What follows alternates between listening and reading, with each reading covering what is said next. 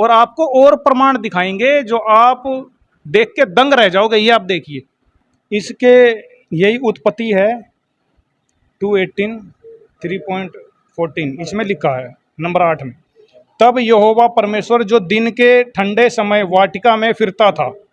अब बताइए, परमेश्वर जो है यहोवा परमात्मा, वो दिन के ठंडे समय वाटिका में घूमता फिरता भी था और निराकार भी है। बताओ। प्रभु यीशु मसीह के नाम से एक बार फिर आप लोगों को जय मसीह की।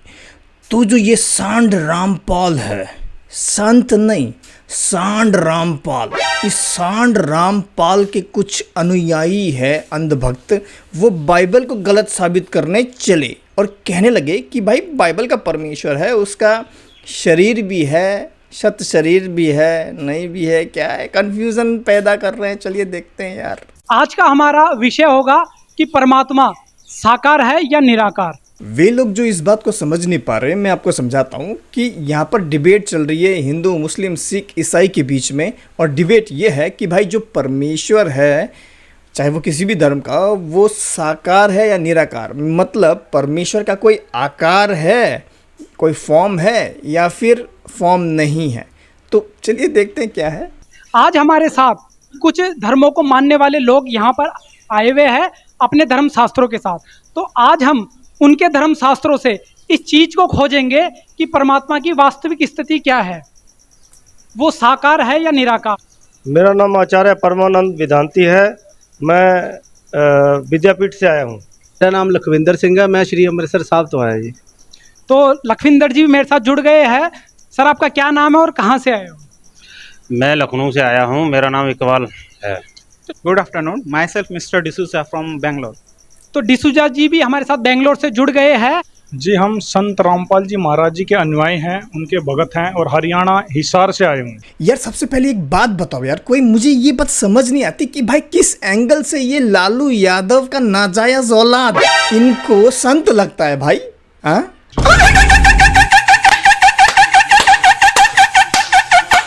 भाई ये 4 लोगों की हत्या करके और ना जाने पता नहीं कितनी स्त्रियों का रेप करके ये बंदा अभी जेल में बंद है और ये संत बना के बैठ गए भाई। और इसका चेहरा देखो एक बार, चेहरा देखो भाई, इसका कोई इंटरेस्ट नहीं है भाई। और देखो कैसे 666 बना रहा है अपने उंगलियों से। ये देखो 6 6 और 6 666 बना रहा है। और देखो चेहरा देखो इसका, जैसे कि भाई यही भगवान है, अपुन ही भगवान है भाई। कभी कभी लगता है कि अपुन ही भगवान है। ईसाई धर्म के अनुयायी भी अभी जुड़ चुके हैं। उनसे भी मैं ईसाई धर्म ग्रंथों से परमात्मा की स्थिति के बारे में जान लेता हूँ। तो सर हमें बताइए, क्रिश्चियनिटी और बाइबल परमात्मा को कैसा बताता है? क्या वो साकार बताता है या निराकार? वो फॉर्म में बताता है या formless?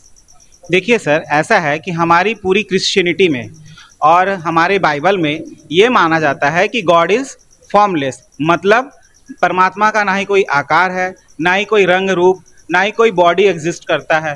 He is totally formless. मसीह में मेरे भाई आप गलत बोल रहे हो भाई, ऐसा नहीं है। बाइबल ऐसा नहीं सिखाती कि भाई परमेश्वर फॉर्मलेस है, यानी उसका कोई शरीर नहीं है, ऐसा नहीं है। देखिए क्या है, हम आगे देखेंगे, लेकिन अभी शॉर्ट में बता देता हूँ। देखिए बाइबल का जो परमेश्वर है ना, वो आत्मा है, लेकिन परमेश्वर क्या है, जब उसे ज़रूरत पड़ती है ना परमेश्वर को, तब वो शरीर में भी आ सकता है। इसका मैं अब आगे जाके मैं बाइबल से इसका एग्जाम्पल दूंगा, वचनों के साथ प्रूफ दूंगा कि परमेश्वर पिता ने जब ज़रूरत पड़ी तब शरीर में वो आया, और जब ज़रूरत नहीं पड़ी तो फिर से वो आत्मा में आया। बाइबल का परमेश्वर फॉर्मलेस भी है और फॉर्म के साथ भी है, आकार भी है उसका, निराकार भी है। वो अपने ज़रूरत के हिसाब से, कब उसे चाहिए शरीर, उस हिसाब से वो कार्य करता है परमेश्वर। वो आगे देखेंगे वचन।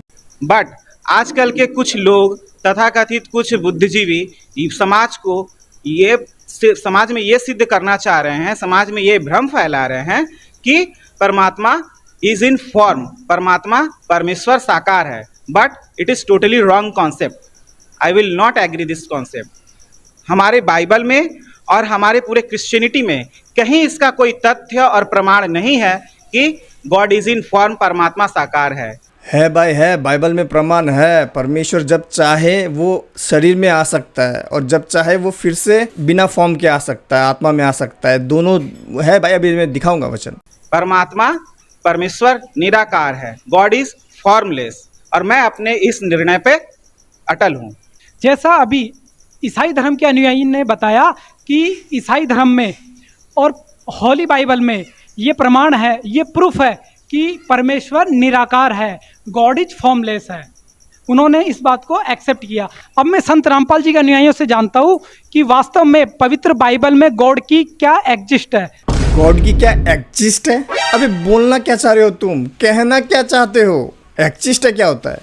मतलब क्या वास्तव में वो साकार है या निराकार, उसका क्या अस्तित्व है, हम बाइबल के प्रमाण से जानेंगे। तो सर हमें बताइए संत रामपाल जी महाराज, बाइबल से क्या प्रमाणित करते हैं कि परमात्मा साकार है या निराकार?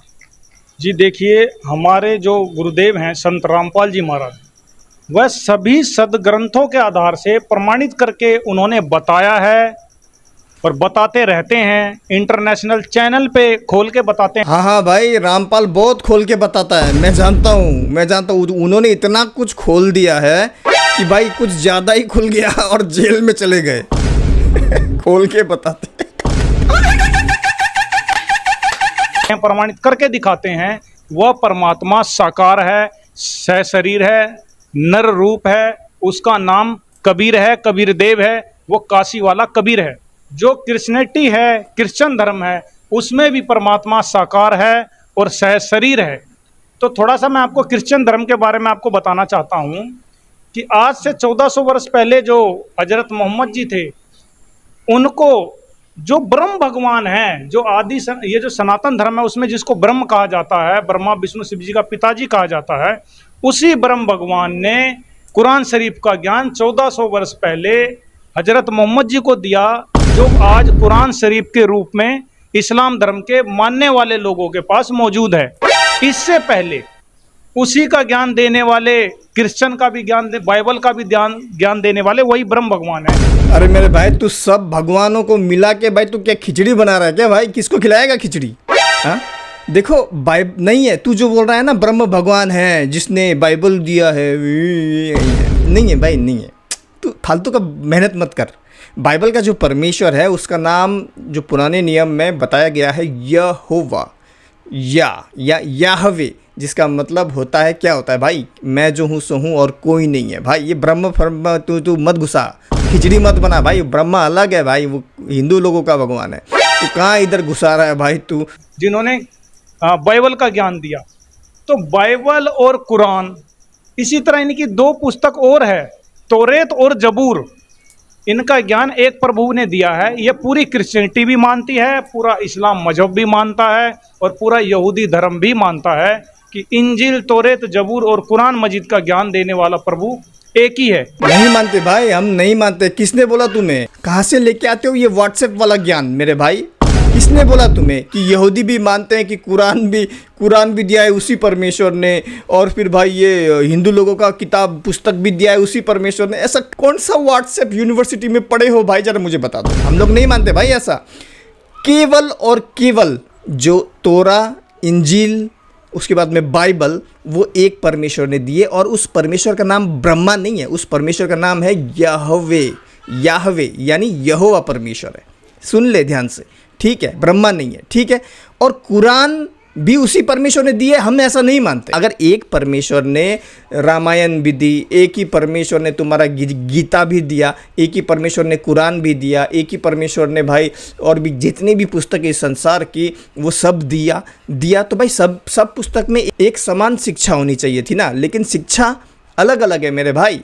जैसे हिंदू लोग कर्म कांड में विश्वास करते हैं, अच्छा कर्म करोगे भाई तो अच्छा होगा भाई, तुम स्वर्ग जाने को मिलेगा। लेकिन बाइबल के विश्वासी क्रिश्चियन लोग ऐसा नहीं मानते। विश्वासी मानते कि भाई अपना पूरा विश्वास परमेश्वर में करो, अगर जब तुम पूरा विश्वास से क्या होगा, उद्धार होगा, विश्वास से तुम स्वर्ग जाओगे। बाइबल ये सिखाती है। तो मेरे भाई अब इसमें बहुत सी बातें और आती है, मैं इतना डिटेल में नहीं जाऊँगा, लेकिन शिक्षाएँ अलग अलग है। अगर एक परमेश्वर ने दी होती तो शिक्षा एक होती ना भाई, अलग अलग शिक्षा क्यों है? तू फालतू में खिचड़ी बना रहा है। कौन सा व्हाट्सएप यूनिवर्सिटी में पढ़ते हैं ऐसे ज्ञानी व्यक्ति यार? तो अभी बात आई जो जोसेफ जी कह रहे थे कि उनके होली बाइबल में परमात्मा निराकार है, तो हमारे संत रामपाल जी महाराज जी ने प्रमाणित कर इंटरनेशनल चैनल पे प्रमाणों के साथ, तथ्यों के साथ प्रूव करके दिखाया है कि वो परमात्मा साकार है, सहशरीर है, वो प्रमाण आज आपको हम यहाँ पे दिखाएंगे। अरे मेरे भाई, तो कौन सा तीर मार दिया इस लालू यादव के नाजायज औलाद ने मेरे भाई? कौन सा तीर मार दिया? बाइबल तो यही सिखाती है मेरे भाई कि जो परमेश्वर है बाइबल का, जब वो चाहे वो शरीर में आ सकता है, और जब वो चाहे वो फिर से अपने आत्मिक रूप में आ सकता है। एक ही समय में जब वो चाहे वो फॉर्मलेस भी है, एक ही समय में जब वो चाहे वो विथ फॉर्म भी है, यानी शत शरीर भी है और बिना शरीर के भी है। वो बात अलग है। ये दुख की बात है कि कई विश्वासी नहीं जानते इस विषय में और चले जाते हैं डिबेट करने, जैसे ये भाई दुख की बातें कुछ मालूम नहीं और चले गए डिबेट के लिए। देखिए आप, ये देखिए, ये है पवित्र बाइबल अर्थात पुराना और नया धर्म नियम। ये इनके बेंगलोर से छपी हुई है। इसके हम उत्पत्ति ग्रंथ में आते हैं 26 नंबर पर। ये सृष्टि रचना है, सृष्टि का वर्णन। ये उत्पत्ति है 11:25। इसमें है 26 नंबर पे आते हैं। इसमें जिसको आज हमारे बाइबल को मानने वाले धर्म के लोग, पादरी लोग, वो कहते हैं कि परमात्मा निराकार है। इसमें देखिए क्या लिखा है, इसमें लिखा है 26 नंबर पे, फिर परमेश्वर ने कहा, जिसको ये अपना गॉड कहते हैं, इसमें लिखा है फिर परमेश्वर ने कहा हम मनुष्य को अपने स्वरूप के अनुसार अपनी समानता में बनाएं। आगे लिखा है 27 नंबर पे, तब परमेश्वर ने मनुष्य को अपने स्वरूप के अनुसार उत्पन्न किया, अपने ही स्वरूप के अनुसार परमेश्वर ने उसको उत्पन्न किया, नर और नारी करके उसने मनुष्यों की सृष्टि की। तो अब आप एक बात बताइए कि इसी उत्पत्ति ग्रंथ में, बाइबल में प्रमाणित है कि उस परमेश्वर ने नर और नारी करके सृष्टि की, अपने स्वरूप में की, अपनी समानता में की। तो बताइए, जब अपने ही स्वरूप के अनुसार उसने नर और नारी की उत्पत्ति करी, तो किसी व्यक्ति कोई कहता है कि ये मेरा स्वरूप है, तो क्या वो निराकार हो जाता है? भाई वचन आपने ही पढ़ा, वहाँ लिखा है कि परमेश्वर ने नर और नारी करके उसने अपने स्वरूप में बनाया। तो क्या परमेश्वर नर भी है, परमेश्वर नारी भी है? हाँ, तो क्या इसका मतलब ये है? नहीं, इसका मतलब ये नहीं है। बाइबल जब कहती है कि परमेश्वर ने अपने स्वरूप में नर और नारी करके बनाया, इसका मतलब ये नहीं है कि भाई परमेश्वर नर और नारी है, कि परमेश्वर का भी ऐसा प्राइवेट पार्ट है जिससे वो पानी पिएगा तब जाके सुसु करेगा। नहीं, इसका मतलब ये है कि भाई परमेश्वर ने अपने स्वरूप में बनाया। इसका मतलब ये है कि भाई परमेश्वर जैसा सोच सकने वाला, परमेश्वर जैसा अपनी बुद्धि का इस्तेमाल करने वाला, ऐसा परमेश्वर जैसा कॉन्शियंस वाला। जैसे कि अभी हम लोग जानते हैं कि भाई हम कौन है भाई, हम इंसान हैं, हम इंसान हैं, मैं इंसान हूँ भाई, मैं जानता हूँ ये बात, मेरा कॉन्शियसनेस है मेरे पास। लेकिन यही चीज़ एक कुत्ता बिल्ली नहीं जानता है कि भाई वो कुत्ता कुत्ता है बोल के, वो बिल्ली बिल्ली है। चलो भाई, ये तो हिंदी भाषा हो गई कि वो कुत्ता कुत्ता है, लेकिन वो नहीं जानता कि वो एक जानवर है या फिर कुछ ऐसा एक जीव है, वो नहीं जानता। इसका बेहतरीन उदाहरण यह है कि भाई आप किसी कुत्ते के आगे या बिल्ली के आगे आईना रख दो एकदम बिल्कुल सामने, तो वो देख के उसे इतना भी नहीं मालूम, उसका कॉन्शियसनेस नहीं है कि भाई ये जो आईने में जिसका जो रिफ्लेक्शन आ रहा है ये मैं हूँ। वो सोचता है भाई कोई दूसरा है, और उसको देख के ऐसे करता है कुत्ता, कि वो नहीं जानता कि वो मैं ही हूँ, वो नहीं जानता कि ये मैं हूँ, कोई दूसरा जानवर नहीं है। उन कुत्तों, कोई भी जानवर हो, उन्हें कॉन्शियसनेस नहीं है कि भाई मैं हूँ, मैं अस्तित्व में हूँ, मैं जी रहा हूँ, मैं ये करूँगा, मैं वो। तो हम इंसान सोच सकते हैं ना भाई कि मैं ये करूँगा, वो करूँगा। हम फ्यूचर भी प्रेडिक्ट कर सकते हैं, हम भविष्य भी देख सकते हैं। जैसे एक उदाहरण के लिए मैं ये जानता हूँ कि भाई अभी क्या होगा, सूरज अस्त होगा, तो मैं ये जानता हूँ, तो मैं भविष्य भी जानता हूँ एक तरीके से कुछ समय के लिए। कुछ ऐसी चीज़ें जैसे कि गर्मियों का महीना चल रहा है, लेकिन मैं ये प्रेडिक्ट कर सकता हूँ, मैं ये जानता हूँ कि भाई अब ना सर्दी का महीना आएगा, और मैं ये भी प्रेडिक्ट कर सकता हूँ कि भाई इस साल भूकंप आएंगे। वो तो ऑब्वियसली हर साल आते ही हैं। तो ये जो कॉन्शियसनेस है, ये जो बुद्धि का प्रयोग करने का जो एक क्वालिटी है, ये केवल परमेश्वर के स्वरूप में हम बनाए गए हैं, इसीलिए है। स्वरूप मतलब ये नहीं कि परमेश्वर के ऐसे हाथ हैं, ऐसे पैर है, सर है, आँख है दो, ना मुंह है, दांत है। दांत का जरूरत कब किसे पड़ेगा? दांत का जरूरत एक अमर जीव को नहीं पड़ेगा, परमेश्वर अमर जीव है। ये दांत का जरूरत केवल पड़ेगा किसे? नाक का जरूरत पड़ेगा किसे? एक मरणहार, मरने वाला व्यक्ति को। ओके, क्यों? क्योंकि भाई दांत में वो चबाएगा कैसे खाना, और खाएगा कैसे, और खाना नहीं खाएगा तो भाई वो जीवित कैसे रहेगा, एनर्जी का वो इस्तेमाल कैसे करेगा। आँख का जरूरत किसे पड़ता है भाई? देखने के लिए मटेरियल चीज़। लेकिन परमेश्वर ये बहुत गहरी बात है, तुम नहीं समझ पाओगे। और आपको और प्रमाण दिखाएंगे जो आप देख के दंग रह जाओगे। ये आप देखिए, इसके यही उत्पत्ति है 2:18 3.14, इसमें लिखा है नंबर 8 में, तब यहोवा परमेश्वर जो दिन के ठंडे समय वाटिका में फिरता था। अब बताइए, परमेश्वर जो है यहोवा परमात्मा, वो दिन के ठंडे समय वाटिका में घूमता फिरता भी था और निराकार भी है। बताओ क्या ये हो सकता है कहीं? आगे देखिए 21 नंबर पे, और यहोवा परमेश्वर ने आदम और उसकी पत्नी के लिए चमड़े के अंगरखे बनाकर उनको पहना दिए। बताइए, अंगरखे भी बनाए और पहना भी दिए, फिर वो निराकार कैसे हुआ? अभी मैं चाहता हूँ आप सब लोग जरा गौर से देखिए, बाइबल का जो परमेश्वर है वो कई बार शरीर के साथ भी आया है। यानी परमेश्वर जो है वो जब अपनी मर्जी से जब चाहे वो शरीर ला सकते हैं। जो परमेश्वर है वो इंसानी शरीर में आ सकते हैं और जब चाहे वो अपनी आत्मिक शरीर में आ सकते हैं। जैसे कि हम देख सकते हैं उत्पत्ति 18, ये वो घटना है जब इब्राहिम, जो बाद में अब्राहम हुआ, उसके साथ परमेश्वर मिलने आया। और जरा गौर कीजिए परमेश्वर कैसे आया। उत्पत्ति 18 1 से लेकर 8 तक पढ़ेंगे। इब्राहिम ममरे के बांजों के बीच कड़ी धूप के समय तंबू के द्वार पर बैठा हुआ था। तब यहोवा ने उसे दर्शन दिया। अभी ध्यान दीजिए, तब यहोवा ने यानी परमेश्वर पिता ने उसे दर्शन दिया। ओके, किसे? इब्राहिम को। वह अभी तक अब्राम नहीं हुआ है, ठीक है, उसका नाम अभी तक अब्राम नहीं हुआ। अभी यहाँ पर देखिए, ये जो इब्राहिम है जो अब्राम हुआ बाद में, अभी देखिए कैसे परमेश्वर ने दर्शन दिया। उसने क्या देखा? और उसने आंख उठाकर दृष्टि की तो क्या देखा कि 3 पुरुष उसके सामने खड़े हैं। अभी जब अब्राहम ने देखा कि परमेश्वर ने दर्शन दिया तो क्या देखा? 3 पुरुष को खड़ा देखा। अभी यहाँ पर जो परमेश्वर पिता है वो 3 अलग अलग पुरुषों में दिखाई दिए। ये क्या है भाई? परमेश्वर ने दर्शन दिया और 3 पुरुष है, 1 2 3, परमेश्वर तो एक है, फिर ये 3 कौन है? हम जानते हैं कि बाइबल हमेशा शुरू से बाइबल यही सिखाती है कि भाई जो परमेश्वर है वो 3 व्यक्ति हैं। एक परमेश्वर है लेकिन 3 व्यक्ति हैं। तो यहाँ पर परमेश्वर का जो 3 व्यक्ति है, पिता, पुत्र और पवित्र आत्मा, हमें यहाँ पर शरीर में दिखते हैं। जब उसने उन्हें देखा तब वह उनसे भेंट करने के लिए तंबू के द्वार से दौड़ा और भूमि पर गिरकर दंडवत किया और कहने लगा। अब यहाँ पर नोटिस कीजिए, यहाँ पर कोई स्वर्गदूत नहीं है। कई लोग कहते हैं कि 2 स्वर्गदूत थे, एक परमेश्वर था, लेकिन ऐसा नहीं है। यहाँ पर तीनों ही, पिता, पुत्र और पवित्र आत्मा, तीनों ही हमें दिखाई देते हैं पुराने नियम में। ये स्वर्गदूत नहीं है, मैं कैसे कह सकता हूँ? ये दूसरे नॉर्मल स्वर्गदूत नहीं है, मैं ये ऐसे कह सकता हूँ क्योंकि देखिए यहाँ पर दंडवत कर रहा है कौन? अब्राहम, यानी इब्राहिम दंडवत कर रहा है सिर झुका के, हाँ, भूमि पे गिर के। अगर स्वर्गदूत होता तो वहाँ से हट जाता कि भाई मैं महिमा के लायक नहीं हूँ, केवल परमेश्वर ही महिमा के लायक है, तो वो हट जाता ना। लेकिन वो हटा नहीं, तीनों हटे नहीं। यानी ये पिता, पुत्र और पवित्र आत्मा है। परमेश्वर चाहे तो शरीर में आ सकता है, ठीक है। अभी और आगे देखते हैं। हे प्रभु, यदि मुझ पर तेरी अनुग्रह की दृष्टि है तो मैं विनती करता हूँ कि अपने दास के पास से चले न जाना। मैं थोड़ा सा जल लाता हूँ और आप अपने पाँव धोकर इस वृक्ष के तले विश्राम करें। तो विश्राम करे, पाँव धोने को बोल रहे हैं यहाँ पर पिता, पुत्र और पवित्र आत्मा को।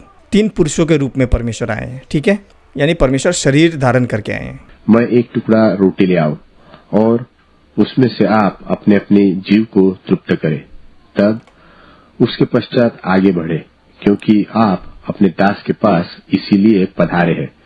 उन्होंने कहा, जैसा तू कहता है वैसा ही कर।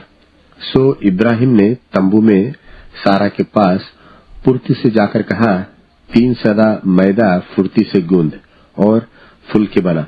फिर इब्राहिम गाय बैल के झुंड में दौड़ा और एक कोमल और अच्छा बछड़ा लेकर अपने सेवक को दिया और उसने फुर्ती से उसको पकाया। तब उसने मक्खन और दूध और वह बछड़ा जो उसने पकाया था लेकर उनके आगे परोस दिया और आप वृक्ष के तले उनके पास खड़ा रहा और वे खाने लगे। अभी यहाँ पर नोटिस कीजिए, अब्राहम ने और भी चीज़ें दी खाने के लिए परमेश्वर को। पिता, पुत्र और पवित्र आत्मा को क्या दिया? मक्खन, बटर, दूध, मिल्क और बछड़ा। और वो क्या हुआ? परमेश्वर ने खाया भी भाई, और वे खाने लगे। यहाँ पर एक और सवाल उठ खड़ा होता कि आशीष भाई, बाइबल में तो लिखा है कि भाई अगर कोई परमेश्वर को देख लेगा वो तो मर जाएगा, लेकिन अब्राहम तो मरा नहीं। तो यहाँ पर हमें जानना जरूरी है कि जो अब्राहम ने परमेश्वर को देखा वो परमेश्वर के असली स्वरूप को, असली परमेश्वर को नहीं देखा, एक्चुअली परमेश्वर के मैनिफेस्टेशन को देखा। अब मैनिफेस्टेशन का मतलब क्या होता है? मैनिफेस्टेशन मतलब परमेश्वर ने ऐसा प्रकट किया कि 3 व्यक्ति हैं। अगर मैनिफेस्टेशन को और डिटेल में समझना है तो मैनिफेस्टेशन का मतलब ये होता है कि भाई आपने कभी पहले बचपन में मैंने एक बार देखा था कि भाई प्रोजेक्टर में फिल्म दिखाया जा रहा था यीशु मसीह का। आपने देखा होगा प्रोजेक्टर यहाँ पर होता है और प्रोजेक्टर का फोकस जाता है कहाँ पर? पर्दे पर, और पर्दे पर बड़ा तस्वीर दिखता है ना। तो कुछ ऐसा ही है मैनिफेस्टेशन। तो परमेश्वर ने ऐसे प्रकट किया कि अब्राहम ने 3 व्यक्तियों को देखा। ओके, तो इस बात को थोड़ा समझना बहुत मुश्किल है, मैं जानता हूँ, ये सब आपको थियोलॉजी में सिखाया जाता है। और आगे देखिए, फिर यहोवा परमेश्वर ने कहा, मनुष्य भले बुरे का ज्ञान पाकर हम में से एक के समान हो गया।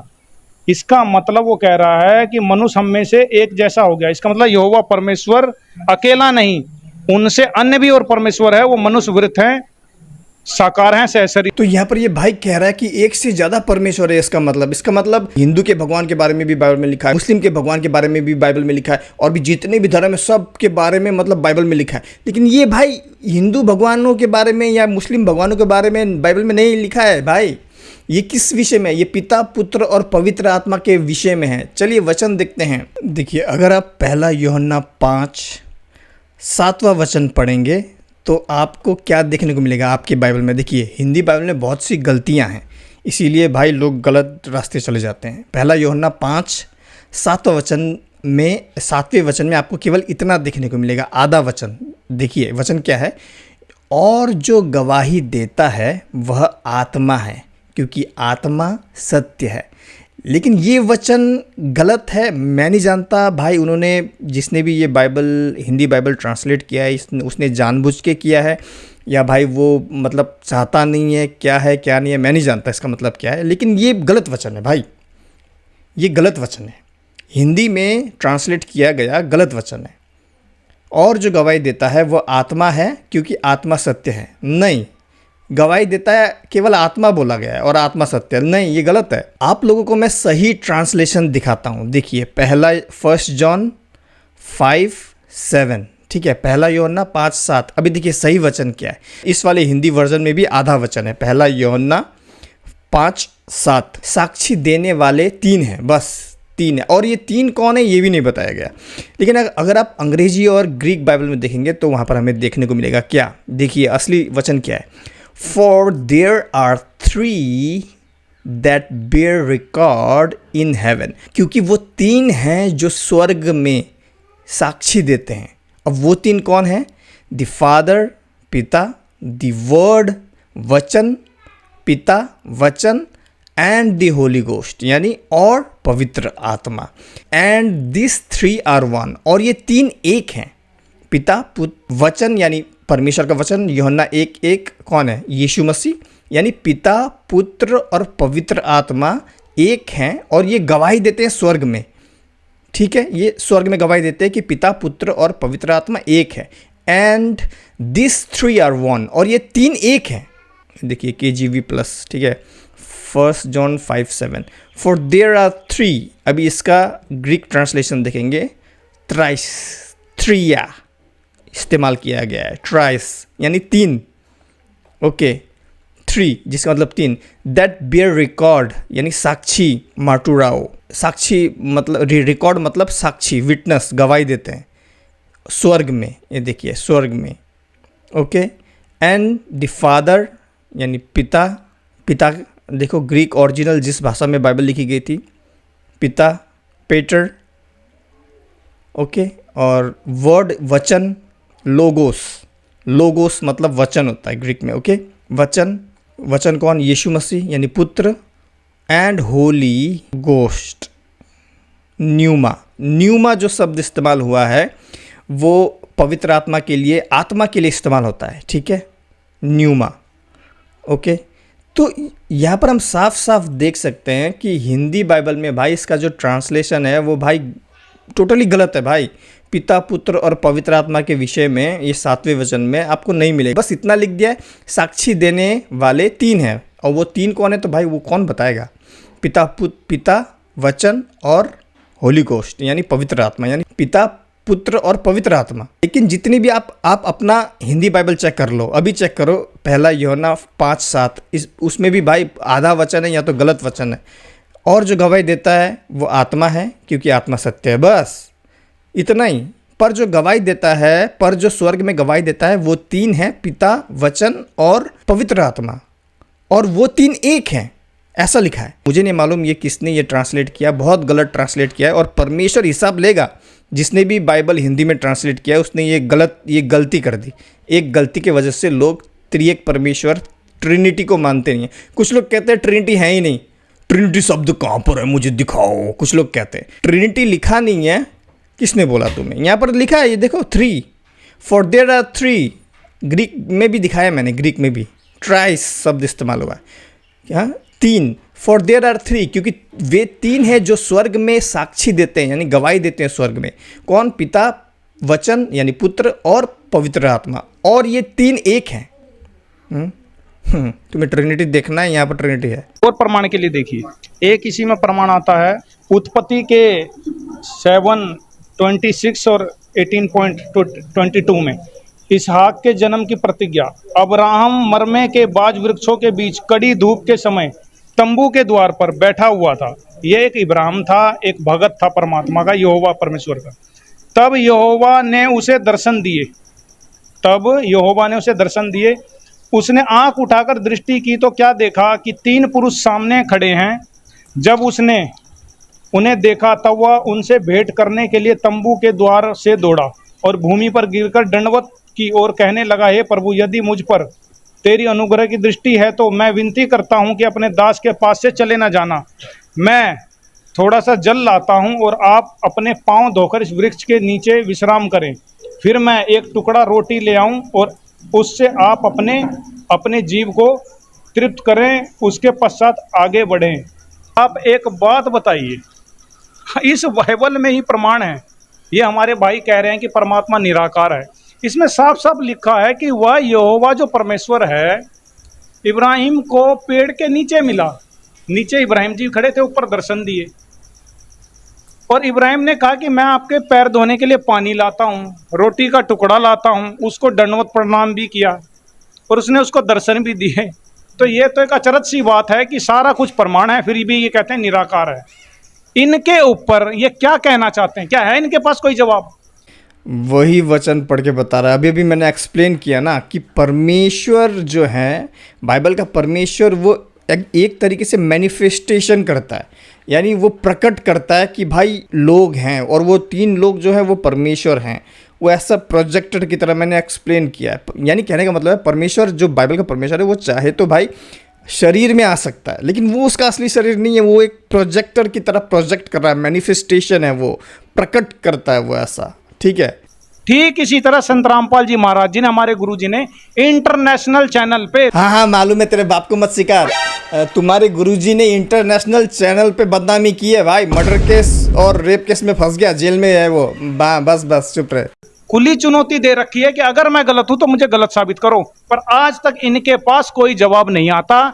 यह सिर्फ और सिर्फ अपने अज्ञान पे ही दृढ़ है। लेकिन हमारे संत रामपाल जी महाराज जी ने पूरी पोल खोल के, हाँ भाई, मैं बोला तो पूरा खोल दिया, वो पूरा खोल दिया। रामपाल पूरा खोल दिया भाई, इतना खोल दिया कि उस वजह से भाई वो आज जेल में भाई उसको चक्की पीसिंग करना पड़ रहा है।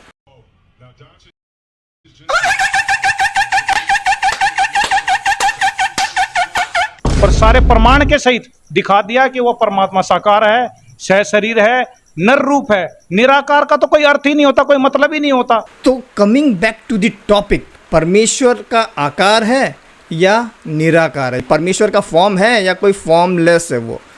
तो बाइबल के हिसाब से परमेश्वर एक आत्मा है, और आत्मा का कोई फॉर्म नहीं होता। लेकिन परमेश्वर अगर चाहे तो परमेश्वर मैनिफेस्ट कर सकता है, यानी प्रकट कर सकता है अपने आप को इंसानी रूप में। तो ये है बाइबल का जवाब। आज के लिए इतना ही, मिलते हैं अगले वीडियो में। अगर आप हमें सपोर्ट करना चाहते हैं तो स्क्रीन पे दिए गए नंबर पर जरूर सपोर्ट कीजिएगा। लालू यादव के नाजायज औलादों से दूर रहिएगा। मिलते हैं अगले वीडियो में, तब तक के लिए जय मसीह की।